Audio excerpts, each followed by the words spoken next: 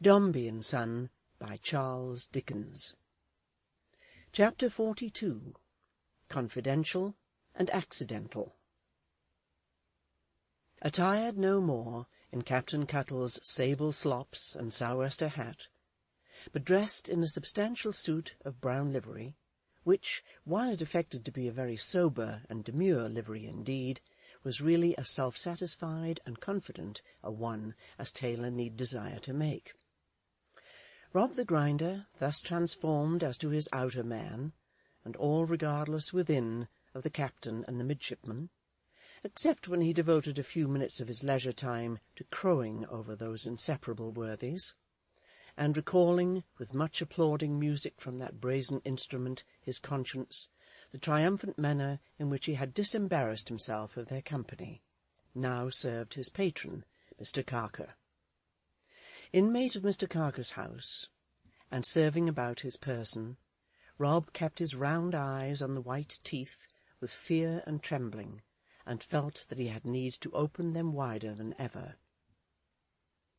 He could not have quaked more through his whole being before the teeth, though he had come into the service of some powerful enchanter, and they had been his strongest spells. The boy had a sense of power and authority in this patron of his that engrossed his whole attention and exacted his most implicit submission and obedience. He hardly considered himself safe in thinking about him when he was absent, lest he should feel himself immediately taken by the throat again, as on the morning when he first became bound to him, and should see every one of the teeth finding him out and taxing him with every fancy of his mind. Face to face with him, Rob had no more doubt that Mr. Carker read his secret thoughts, or that he could read them by the least exertion of his will, if he were so inclined, than he had that Mr. Carker saw him when he looked at him. The ascendancy was so complete, and held him in such enthralment, that, hardly daring to think at all, but with his mind filled with a constantly dilating impression of his patron's irresistible command over him, and power of doing anything with him, he would stand watching his pleasure, and trying to anticipate his orders in a state of mental suspension as to all other things. Rob had not informed himself, perhaps.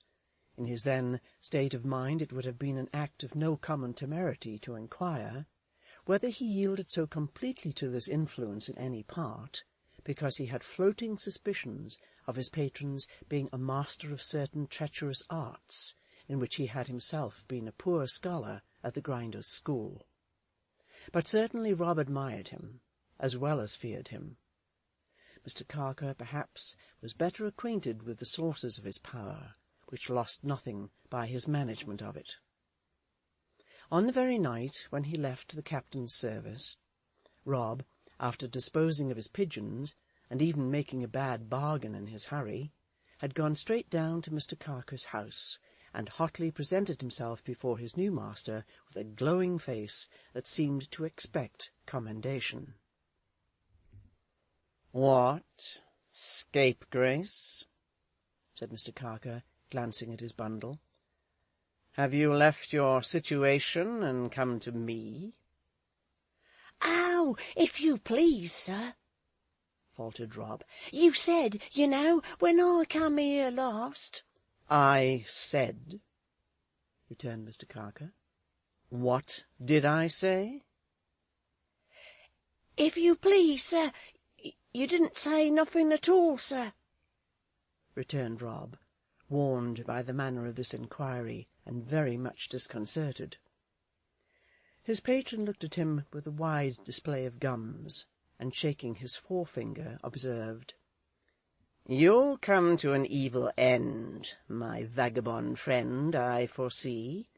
There's ruin in store for you." "Oh, if you please, don't, sir," cried Rob, with his legs trembling under him. "I'm sure, sir, I only want to work for you, sir, and to wait upon you, sir, and to do faithful whatever I'm bid, sir." "You had better do faithfully whatever you are bid," returned his patron, "if you have anything to do with me."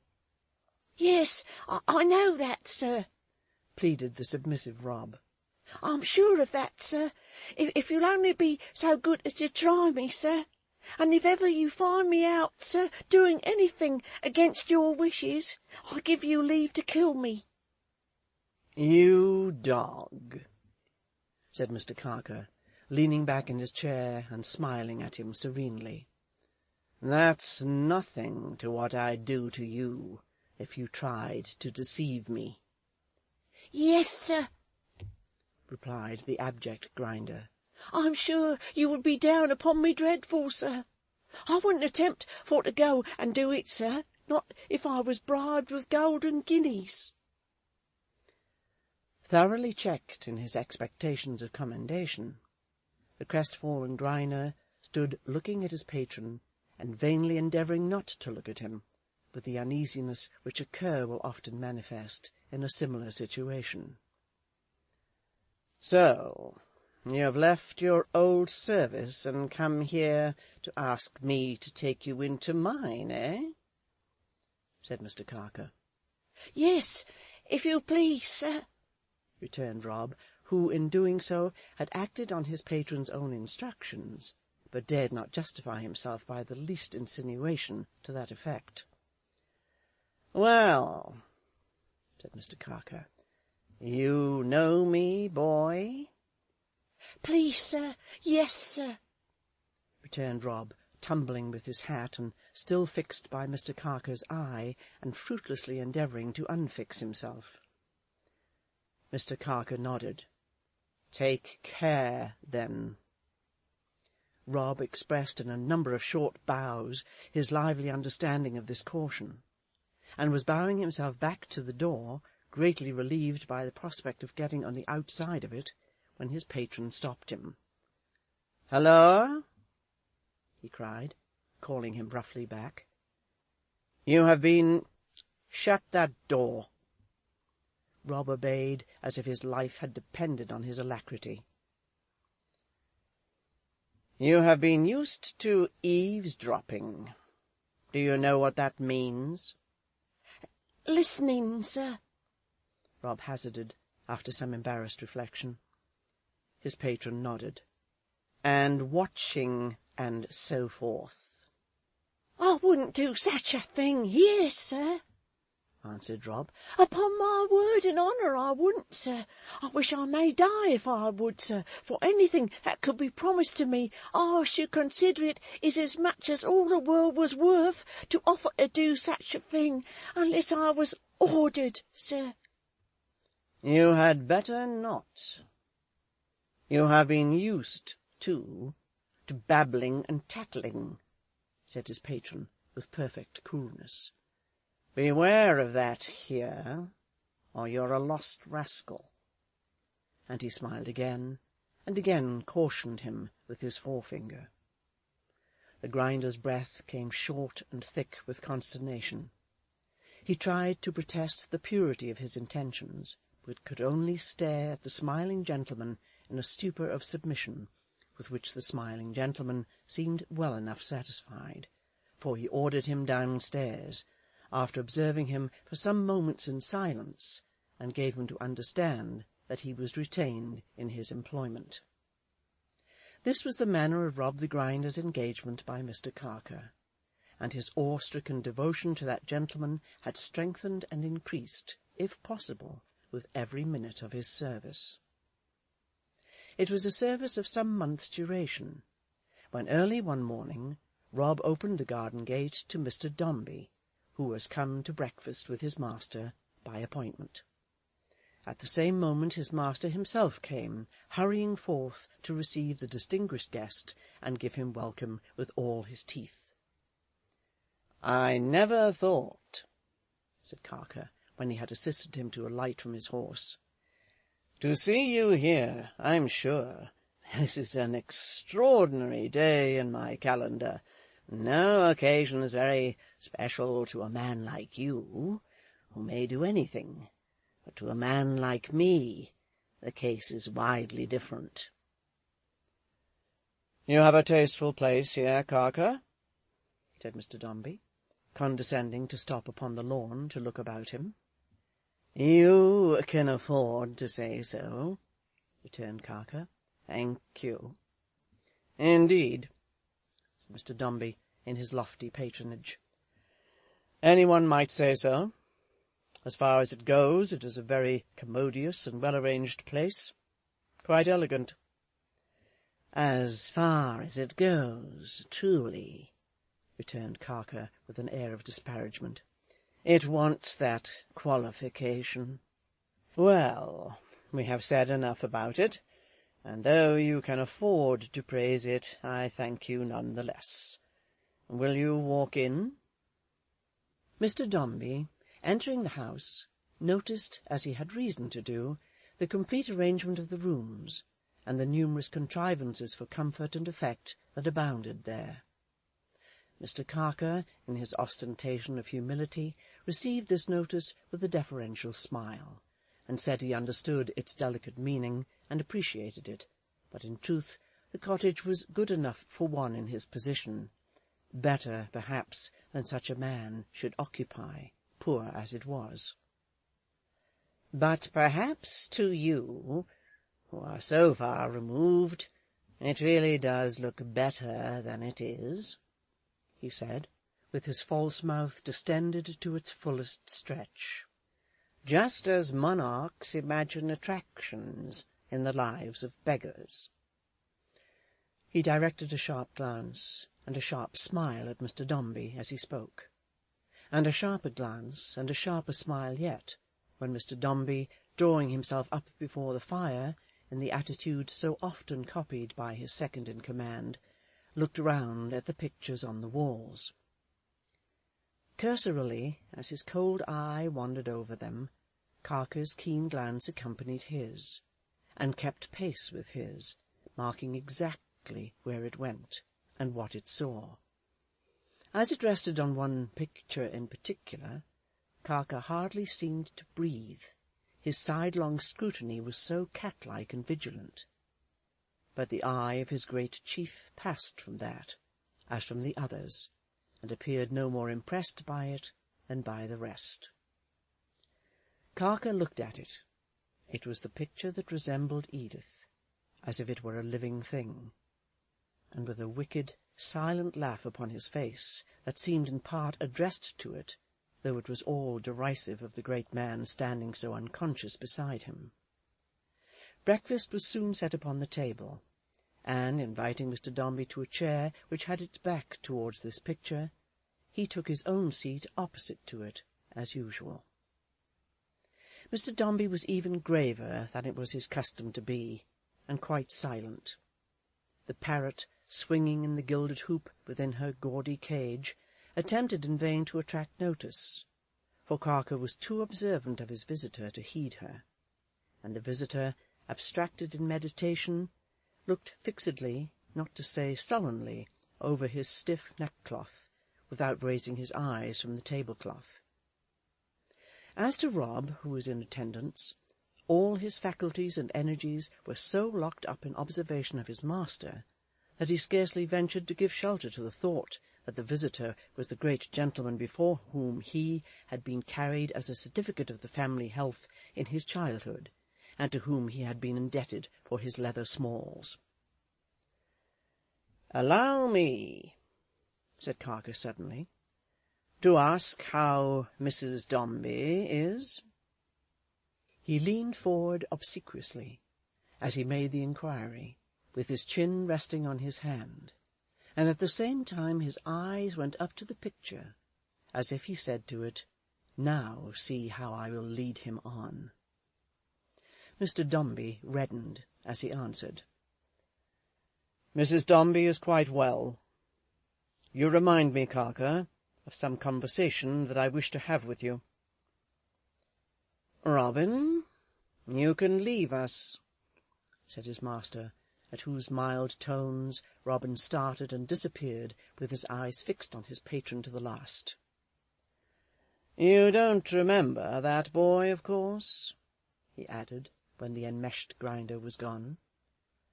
"No," said Mr. Dombey, with magnificent indifference.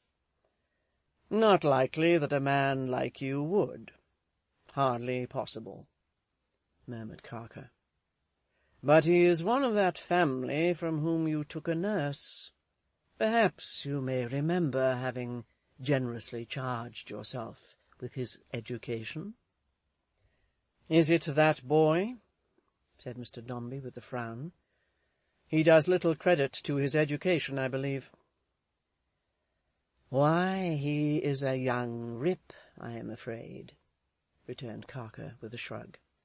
"He bears that character, but the truth is, I took him into my service because, being able to get no other employment, he conceived, had been taught at home, I dare say, that he had some sort of claim upon you, and was constantly trying to dog your heels with his petition.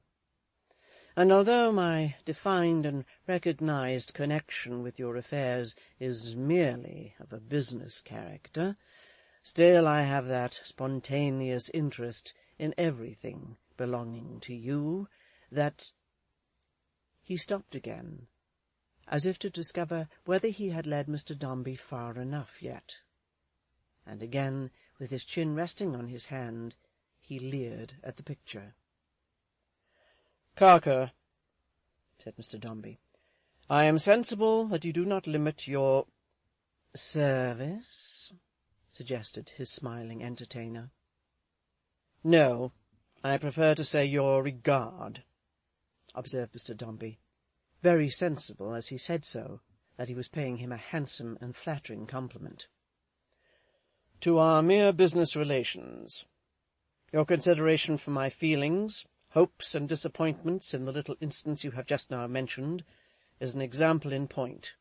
I'm obliged to you, Carker." Mr. Carker bent his head slowly and very softly rubbed his hands, as if he were afraid by any action to disturb the current of Mr. Dombey's confidence.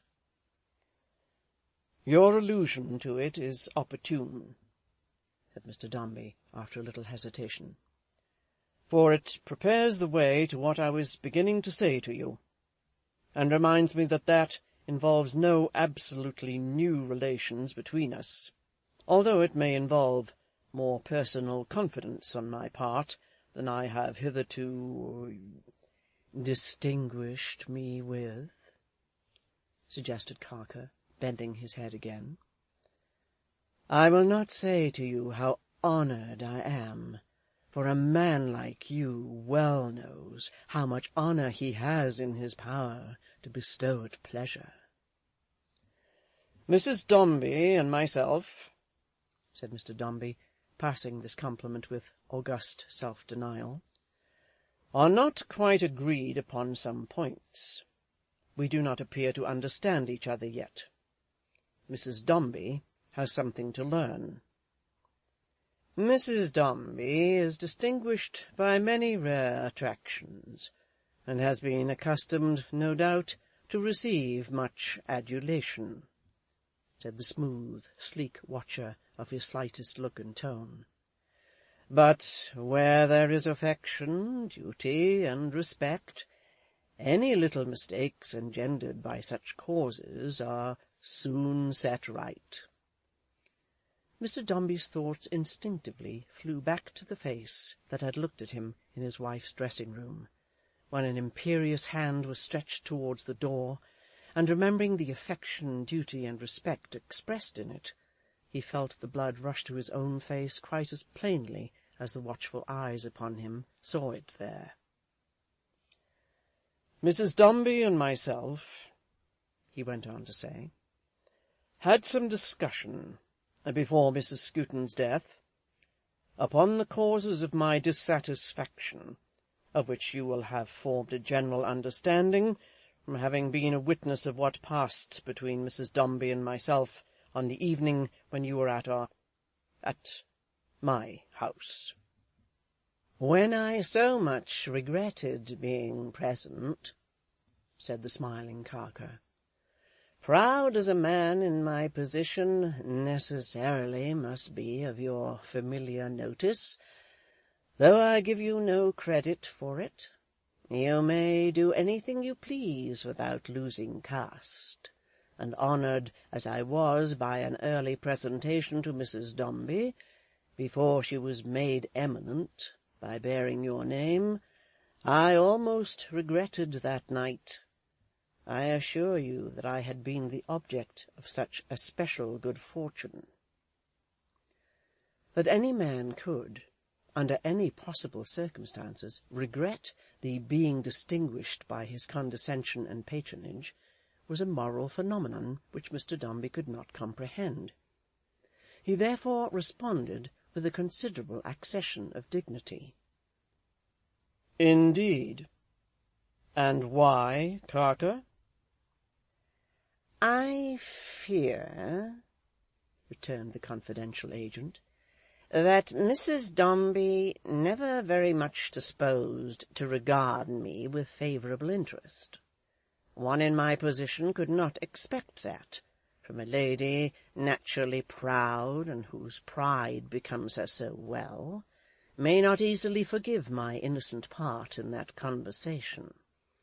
Your displeasure is no light matter, you must remember, and to be visited with it before a third party—" "Carker," said Mr. Dombey arrogantly, "I presume that I am the first consideration."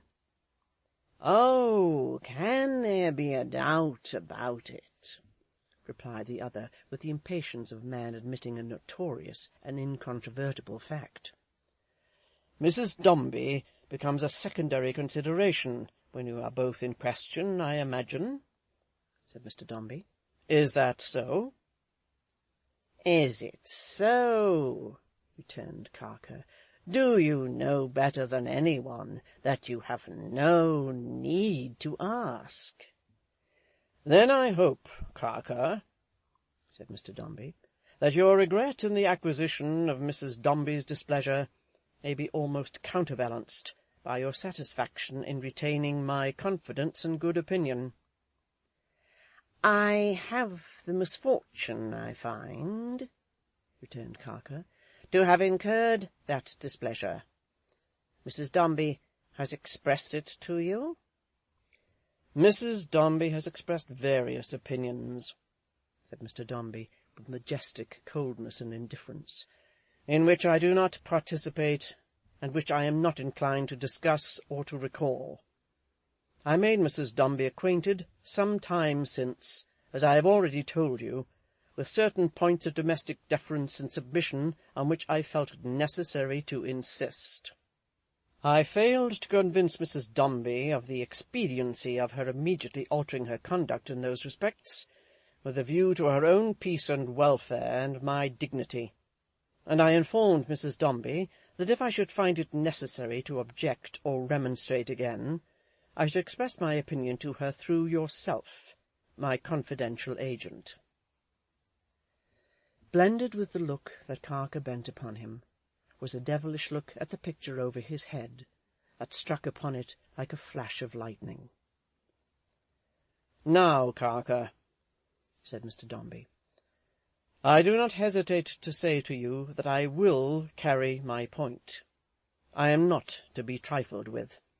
Mrs. Dombey must understand that my will is law, and that I cannot allow of one exception to the whole rule of my life. You will have the goodness to undertake this charge, which, coming from me, is not unacceptable to you, I hope, whatever regret you may politely profess, for which I am obliged to you on behalf of Mrs. Dombey, and you will have the goodness, I am persuaded, to discharge it as exactly as any other commission." "You know," said Mr. Carker, "that you have only to command me." "I know," said Mr. Dombey, with majestic indication of assent, "that I have only to command you. It is necessary that I should proceed in this. Mrs. Dombey is a lady undoubtedly highly qualified, in many respects, to do credit even to your choice," suggested Carker, with a yawning show of teeth. "Yes, if you please to adopt that form of words," said Mr. Dombey, in his tone of state. "And at present I do not conceive that Mrs. Dombey does that credit to it to which it is entitled. There is a principle of opposition in Mrs. Dombey that must be eradicated, that must be overcome. Mrs. Dombey does not appear to understand," said Mr. Dombey forcibly, "that the idea of opposition to me is monstrous and absurd." "We in the city know you better," replied Carker, with a smile from ear to ear. "You know me better?" said Mr. Dombey. "I hope so. Though, indeed, I am bound to do Mrs. Dombey the justice of saying, however inconsistent it may seem with her subsequent conduct, which remains unchanged, that on my expressing my disapprobation and determination to her, with some severity, on the occasion to which I have referred, my admonition appeared to produce a very powerful effect." Mr. Dombey delivered himself of those words with most portentous stateliness. "I wish you to have the goodness, then, to inform Mrs. Dombey, Carker, from me, that I must recall our former conversation to her remembrance, in some surprise that it has not yet had its effect, that I must insist upon her regulating her conduct by the injunctions laid upon her in that conversation, that I am not satisfied with her conduct, that I am greatly dissatisfied with it, and that I shall be under the very disagreeable necessity of making you the bearer of yet more unwelcome and explicit communications if she has not the good sense and the proper feeling to adapt herself to my wishes, as the first Mrs. Dombey did, and, I believe I may add, as any other lady in her place would." "The first Mrs. Dombey lived very happily," said Carker. "The first Mrs. Dombey had great good sense," said Mr. Dombey, in a gentlemanly toleration of the dead, "and very correct feeling." "Is Miss Dombey like her mother, do you think?" said Carker. Swiftly and darkly Mr. Dombey's face changed.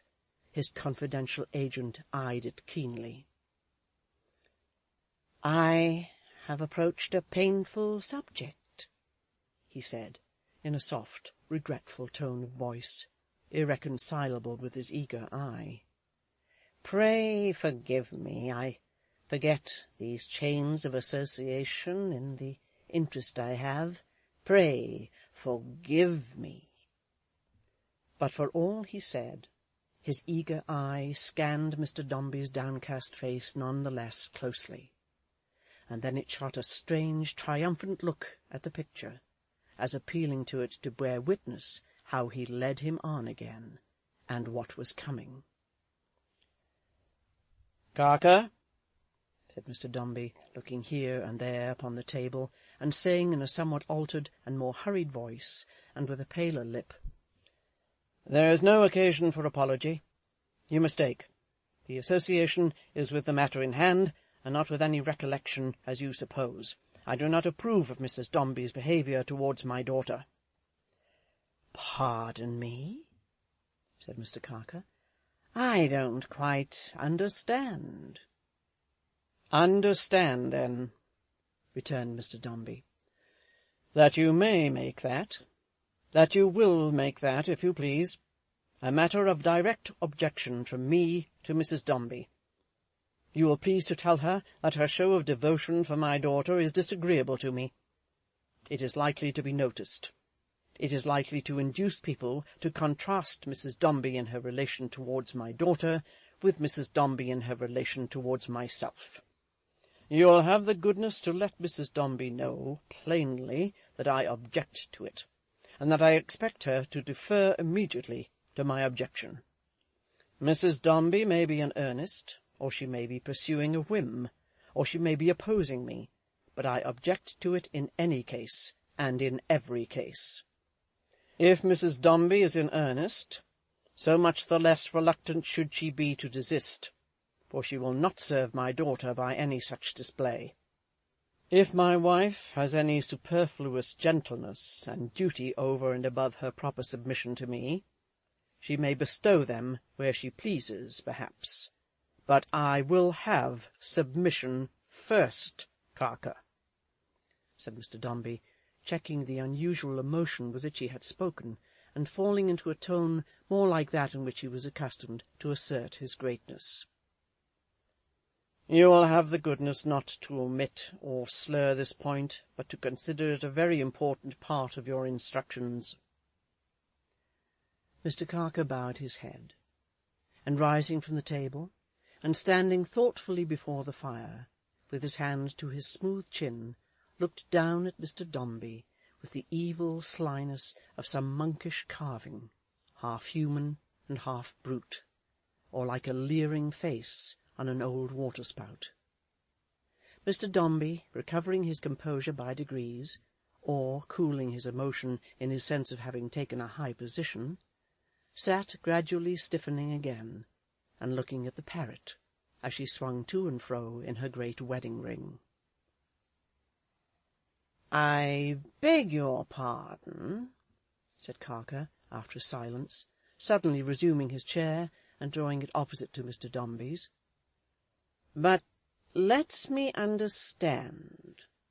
Mrs. Dombey is aware of the probability of your making me the organ of your displeasure?" "Yes," replied Mr. Dombey. "I have said so." "Yes," rejoined Carker quickly, "but why?"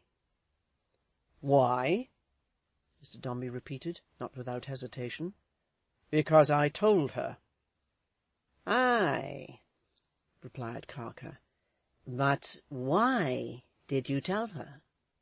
You see," he continued with a smile, and softly laying his velvet hand, as a cat might have laid its sheathed claws on Mr. Dombey's arm, "if I perfectly understand what is in your mind, I am so much more likely to be useful, and to have the happiness of being effectually employed. I think I do understand. I have not the honour of Mrs. Dombey's good opinion. In my position I have no reason to expect it, but I take the fact to be that I have not got it." "Possibly not," said Mr. Dombey. "Consequently," pursued Carker, "your making the communications to Mrs. Dombey through me is sure to be particularly unpalatable to that lady." "It appears to me," said Mr. Dombey, with haughty reserve, and yet with some embarrassment, "that Mrs. Dombey's views upon the subject form no part of it as it presents itself to you and me, Carker. But it may be so." "And, pardon me, do I misconceive you?" said Carker, "when I think you descry in this a likely means of humbling Mrs. Dombey's pride? I use the word as expressive of a quality which, kept within due bounds, adorns and graces a lady so distinguished for her beauty and accomplishments, and, not to say of punishing her, but of reducing her to the submission you so naturally and justly require." "I am not accustomed, Carker, as you know," said Mr. Dombey, "to give such close reasons for any course of conduct I think proper to adopt. But I will gainsay nothing of this. If you have any objection to found upon it, that is indeed another thing, and the mere statement that you have one will be sufficient. But I have not supposed, I confess, that any confidence I could entrust to you would be likely to degrade you." "Oh, I degraded!" exclaimed Carker. "In your service?" "Or to place you," pursued Mr. Dombey, "in a false position." "I in a false position!" exclaimed Carker. I shall be proud, delighted to execute your trust. I could have wished, I own, to have given the lady at whose feet I would lay my humble duty and devotion, for is she not your wife, no new cause of dislike, but a wish from you is, of course, paramount to every other consideration on earth. Besides, when Mrs. Dombey is converted from these little errors of judgment incidental, I would presume to say, to the novelty of her situation, I shall hope that she will perceive in the slight part I take only a grain (my removed and different sphere gives room for little more) of the respect for you, and sacrifice of all considerations to you, of which it will be her pleasure and privilege to garner up a great store every day. Mr. Dombey seemed, at the moment, again to see her with her hand stretched out towards the door, and again to hear, through the mild speech of his confidential agent, an echo of the words, "Nothing can make us stranger to each other than we are henceforth." But he shook off the fancy, and did not shake in his resolution, and said, "Certainly, no doubt." "There is nothing more?" quoth Carker, drawing his chair back to its old place, for they had taken little breakfast as yet, and pausing for an answer before he sat down. "Nothing," said Mr. Dombey, "but this. You will be good enough to observe, Carker, that no message to Mrs. Dombey with which you are or may be charged admits of reply. You will be good enough to bring me no reply.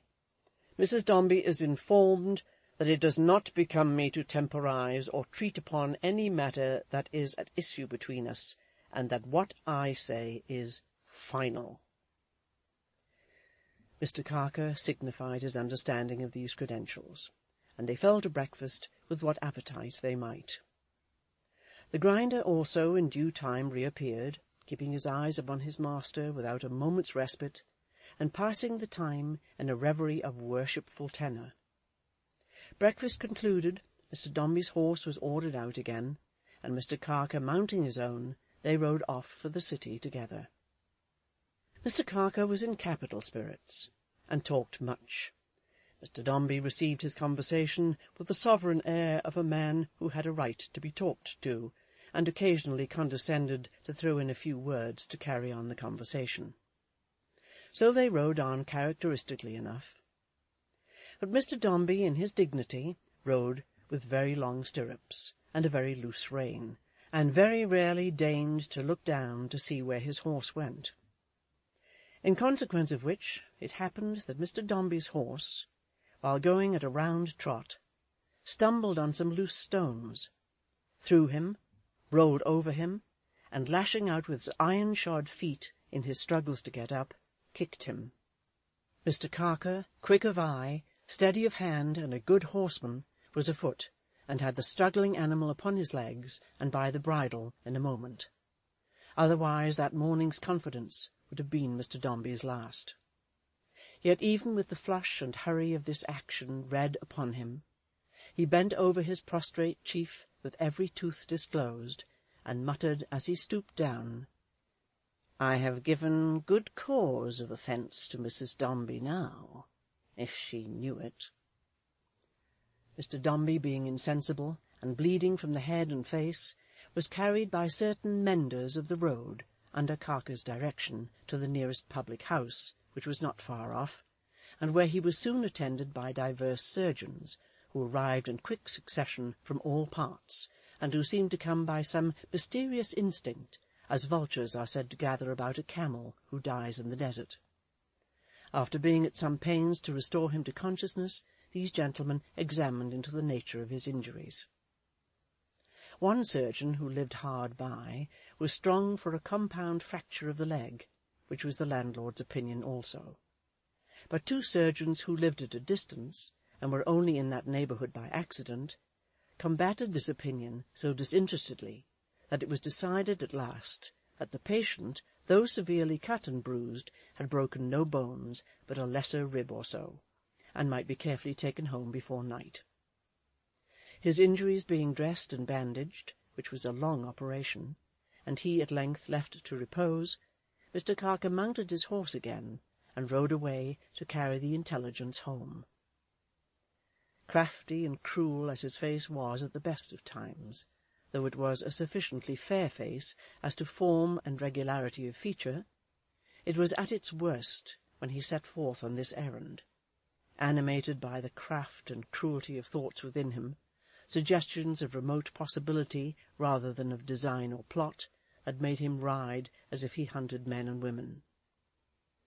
Drawing rein at length, and slackening in his speed as he came into the more public roads, he checked his white-legged horse into picking his way along as usual, and hid himself beneath his sleek, hushed, crouched manner and his ivory smile, as he best could. He rode direct to Mr. Dombey's house, alighted at the door, and begged to see Mrs. Dombey on an affair of importance. The servant, who showed him to Mr. Dombey's own room, soon returned to say that it was not Mrs. Dombey's hour for receiving visitors, and that he begged pardon for not having mentioned it before. Mr. Carker, who was quite prepared for a cold reception, wrote upon a card that he must take the liberty of pressing for an interview, and that he would not be so bold as to do so for the second time, this he underlined, if he were not equally sure of the occasion being sufficient for his justification. After a trifling delay, Mrs. Dombey's maid appeared, and conducted him to a morning-room upstairs, where Edith and Florence were together. He had never thought Edith half so beautiful before. Much as he admired the graces of her face and form, and freshly as they dwelt within his sensual remembrance, he had never thought her half so beautiful. Her glance fell haughtily upon him in the doorway, but he looked at Florence, though only in the act of bending his head as he came in, with some irrepressible expression of the new power he held, and it was his triumph to see the glance droop and falter, and to see that Edith half rose up to receive him. He was very sorry. He was deeply grieved. He couldn't say with what unwillingness he came to prepare her for the intelligence of a very slight accident. He entreated Mrs. Dombey to compose herself. Upon his sacred word of honour there was no cause of alarm. But Mr. Dombey— Florence uttered a sudden cry. He did not look at her, but at Edith. Edith composed and reassured her. She uttered no cry of distress. No, no. Mr. Dombey had met with an accident in riding. His horse had slipped, and he had been thrown. Florence wildly exclaimed that he was badly hurt, that he was killed. No, upon his honour, Mr. Dombey, though stunned at first, was soon recovered, and though certainly hurt, was in no kind of danger. If this were not the truth, he, the distressed intruder, never could have had the courage to present himself before Mrs. Dombey. It was the truth indeed, he solemnly assured her. All this he said as if he were answering Edith, and not Florence, and with his eyes and his smile fastened on Edith. He then went on to tell her where Mr. Dombey was lying, and to request that the carriage might be placed at his disposal to bring him home. "Mamma," faltered Florence in tears, "if I might venture to go." Mr. Carker, having his eyes on Edith when he heard these words, gave her a secret look and slightly shook his head. He saw how she battled with herself before she answered him with her handsome eyes, but he wrested the answer from her. He showed her that he would have it, or that he would speak and cut Florence to the heart, and she gave it to him. As he had looked at the picture in the morning, so he looked at her afterwards, when she turned her eyes away. "I am directed to request," he said, "that the new housekeeper, Mrs. Pipchin, I think, is the name." Nothing escaped him. He saw in an instant that she was another slight of Mr. Dombey's on his wife. "May be informed that Mr. Dombey wishes to have his bed prepared in his own apartments downstairs, as he prefers those rooms to any other. I shall return to Mr. Dombey almost immediately. That every possible attention has been paid to his comfort, and that he is the object of every possible solicitude, I need not assure you, madam. Let me again say, there is no cause for the least alarm. Even you may be quite at ease. Believe me." He bowed himself out, with his extremest show of deference and conciliation, and having returned to Mr. Dombey's room, and there arranged for a carriage being sent after him to the city, mounted his horse again, and rode slowly thither. He was very thoughtful as he went along, and very thoughtful there, and very thoughtful in the carriage on his way back to the place where Mr. Dombey had been left. It was only when sitting by that gentleman's couch that he was quite himself again, and conscious of his teeth. About the time of twilight, Mr. Dombey, grievously afflicted with aches and pains, was helped into his carriage, and propped with cloaks and pillows on one side of it, while his confidential agent bore him company upon the other.